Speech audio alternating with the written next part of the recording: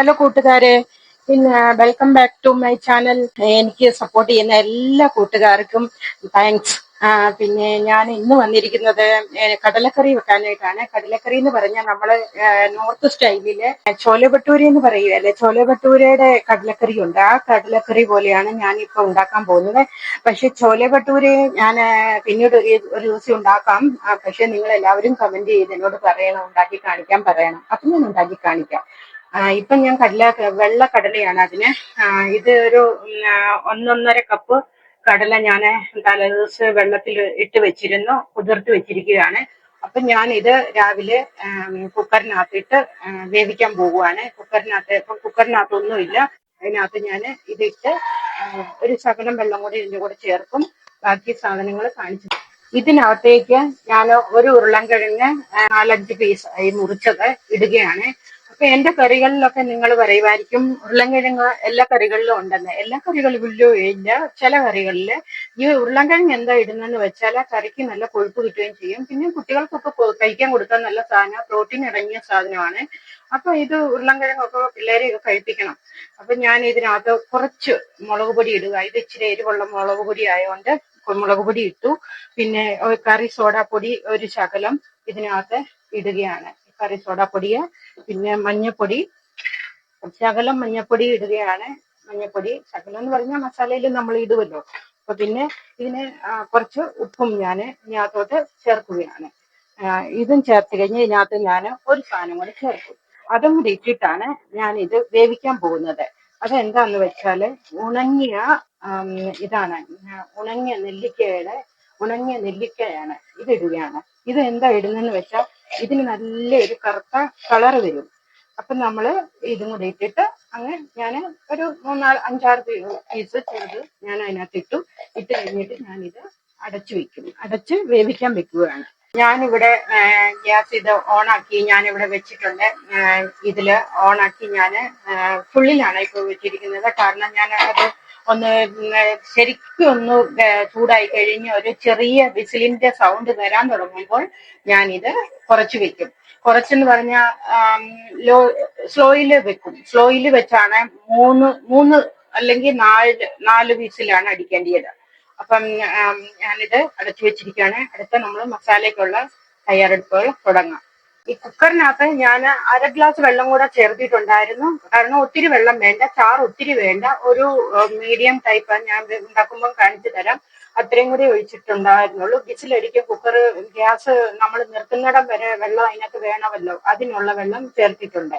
കടലയുടെ മസാല ഉണ്ടാക്കാൻ വേണ്ടിയിട്ട് ഞാൻ ചീനച്ചട്ടി അടുപ്പത്ത് വെച്ച് എണ്ണ ചൂടാക്കി വെച്ചിട്ടുണ്ട്. എണ്ണ ചൂടാക്കി വെച്ചപ്പോൾ ഞാൻ അതിനകത്തോട്ട് ഇതിനകത്ത് കായപ്പൊടി, അജ്വൈൻ, പിന്നെ ജീരകം, പിന്നെ കുറച്ച് മസാലകള്, സോട്ട്, സിന്നമൻ, പിന്നെ ലോങ്, എല്ലാ സാധനവും കുറച്ച് ഗരം മസാലയുടെ കുറച്ച് പൊടിക്കാത്ത സാധനങ്ങള് ഇതെല്ലാം ഞാൻ ഇതിനകത്തോട്ട് വെച്ചിട്ടുണ്ട്. അപ്പം നമുക്ക് ആദ്യം ഇത് അങ്ങോട്ട് ഇടാം. ചില കാര്യങ്ങളൊക്കെ പറയാൻ എനിക്ക് മലയാളത്തിൽ പറയാൻ ഇച്ചിരി ബുദ്ധിമുട്ടുണ്ട്. നമ്മളിവിടെ ഹിന്ദിയിലാണ് സംസാരിക്കുന്ന, കുട്ടികൾക്കൊന്നും മലയാളം അറിയത്തില്ലാത്തതുകൊണ്ട് അപ്പം ഒന്ന് ക്ഷമിച്ചു തരണം. എന്തെങ്കിലും തെറ്റായിട്ടൊക്കെ പറയുന്നുണ്ടെങ്കിൽ അപ്പം ഞാൻ ചിലപ്പം നിന്ന് പോകുന്ന അതുകൊണ്ടായിരിക്കും. അപ്പം ഞാൻ ഇതിലോട്ട് ഇത് ചേർക്കുകയാണ്. ഇത് ഇട്ട് കഴിഞ്ഞ് ഞാൻ ഇതിനകത്തോട്ട് ഇതിന്റെ കൂട്ടത്തില് അത് പൊട്ടിക്കഴിഞ്ഞപ്പം ഞാൻ ഇഞ്ചി വെളുത്തുള്ളിയുടെ പേസ്റ്റും കൂടെ ഇട്ടു. അതും കൂടി ഇട്ട് കഴിഞ്ഞപ്പം ചെറുതൊന്ന് ബ്രൗൺ ആയി കഴിഞ്ഞപ്പം ഞാൻ ഒരു സവാള ചോപ്പ് ചെയ്ത് വെച്ചിട്ടുണ്ടായിരുന്നു. അപ്പം ഞാനത് ഇതും കൂടി ചേർക്കുകയാണ്. അപ്പം ഇഞ്ചി വെളുത്തുള്ളി അധികം ബ്രൗൺ ആകരുത്. ഇവിടെ നമ്മളുടെ ഇത് സവാള വഴന്നു വന്നിട്ടുണ്ട്. സവാള വഴന്നു വരുന്നുണ്ട്. അപ്പത്തേന് നമുക്ക് അടുത്ത സാധനങ്ങൾ എന്തൊക്കെയാന്ന് നോക്കാം. ഒരു തക്കാളിക്ക് ഞാൻ ഇത് ചോപ്പ് ചെയ്ത് വെച്ചിട്ടുണ്ട്. അത് ഞാൻ ആദ്യം ചെറുതായിട്ട് മുറിച്ച് വെച്ചിരുന്നതാണ്. അപ്പൊ എനിക്കത് തോന്നി അത് ഇച്ചിരി ഹാർഡായിട്ടിരിക്കുന്നു, നല്ലപോലെ പഴുക്കാത്ത തക്കാളിക്ക് ആയതുകൊണ്ട് അതൊന്നുകൂടെ ഞാനൊന്ന് ചോപ്പ് ചെയ്തു. 3-4 പച്ചമുളക് ഇതിനകത്ത് ഞാൻ നടുവ് കീറിയതുണ്ട്. പിന്നെ ഇത് ഒരു ചെറിയ കഷ്ണം ഇഞ്ചി ചെറുതായിട്ട് ഞാൻ നീളത്തിൽ മുറിച്ചെടുത്തതാണ്.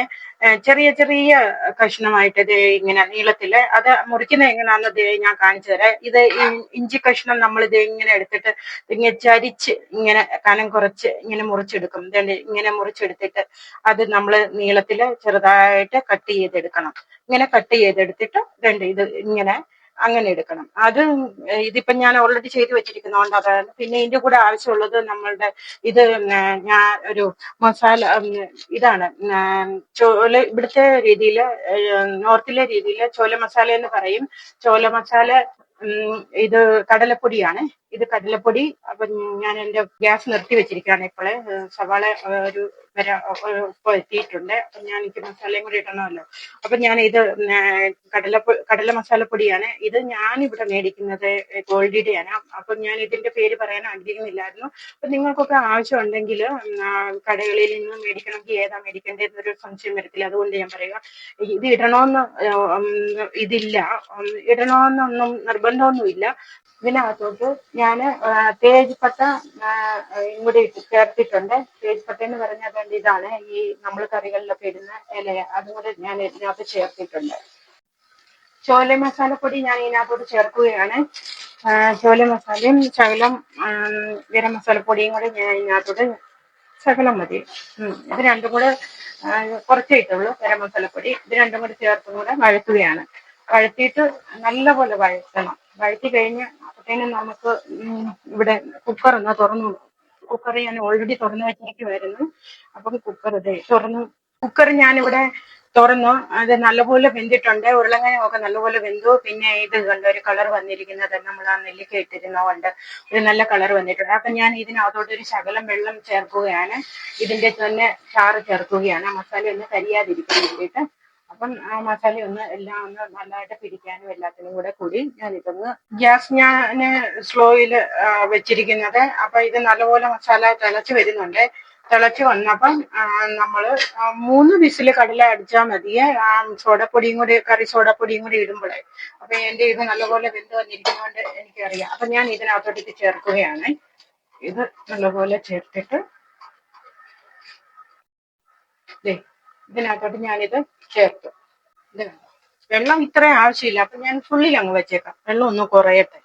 വെള്ളം ഒന്ന് കുറഞ്ഞു വരുവാണെങ്കിൽ നല്ലപോലെ തിളയ്ക്കാൻ വെക്കും. അപ്പൊ ഇതിന്റെ മേളിലോട്ട് ഞാൻ പച്ചമുളക് കീറിയതും ഇഞ്ചിയുടെ ചെറിയൊരു പച്ചപ്പ് മാറും നമ്മൾ ചൂടോടെ വെക്കുകയാണെങ്കിൽ. അപ്പൊ ഇതും കൂടെ ഞാൻ അങ്ങ് ഇട്ടു. ഇതും കൂടെ ഞാൻ ഇതിനകത്തോട്ട് അങ്ങ് ഇട്ടിട്ടുണ്ട്.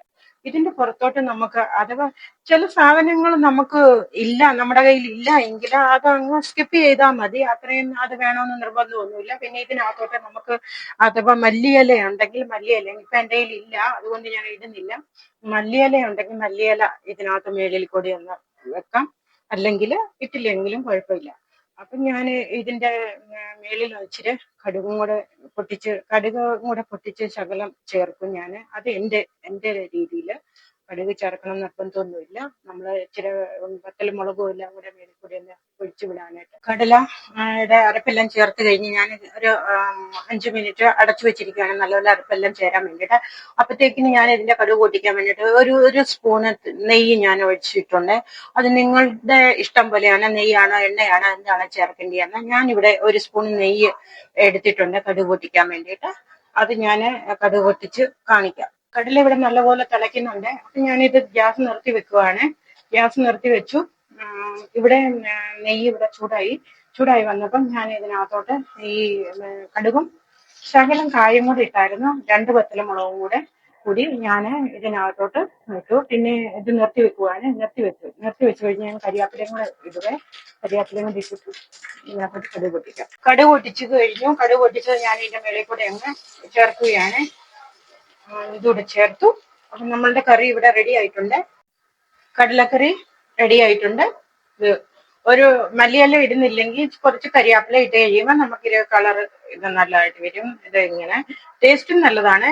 കറി എല്ലാവരും ഉണ്ടാക്കി നോക്കണം. ഇഷ്ടപ്പെട്ടെങ്കിൽ ലൈക്ക് ചെയ്യണം, ഷെയർ ചെയ്യണം, സബ്സ്ക്രൈബ് ചെയ്യാത്തവർ സബ്സ്ക്രൈബും ചെയ്യണം. പിന്നെ ഇഷ്ടപ്പെട്ടില്ലെങ്കിലും ലൈക്ക് ചെയ്യാൻ മറക്കരുത്.